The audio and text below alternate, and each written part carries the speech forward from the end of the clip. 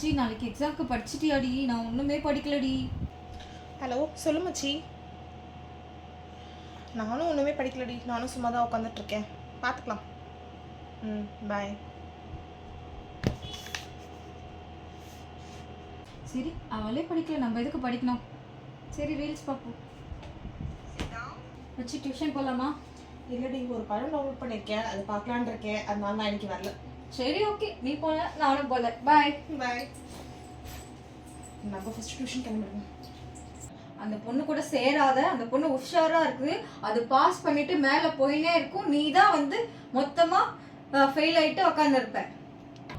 சும்மா அவளை பத்தி பேசிட்டு இருக்காதம்மா. அவ என் ஃப்ரெண்டு, அவளை பத்தி எனக்கு தெரியும், நீ சொல்லாத. என்னடி என்னாச்சு? ரிசல்ட் என்னாச்சு? நீ முதல்ல ஸ்பீட் எடுத்துக்கோ, நான் சொல்றேன்.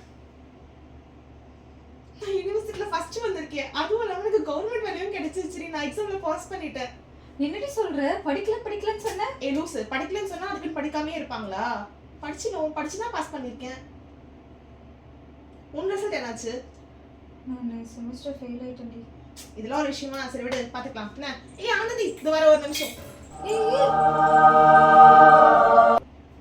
ச்சே, நம்ம அம்மா அப்பா சொன்னப்பே நம்ம கேட்டிருக்கணும், அவங்க பேச்சை கேட்காம விட்டுட்டோம். இவெல்லாம் ஒரு ஃப்ரெண்டா? இப்படி ஏமாத்திட்டு போயிட்டா. நல்லா படிக்கலன்னு சொல்லிட்டு படிச்சுட்டு இப்படி மேலே போயிட்டா. நம்ம ஏமாத்திட்டா நல்லா.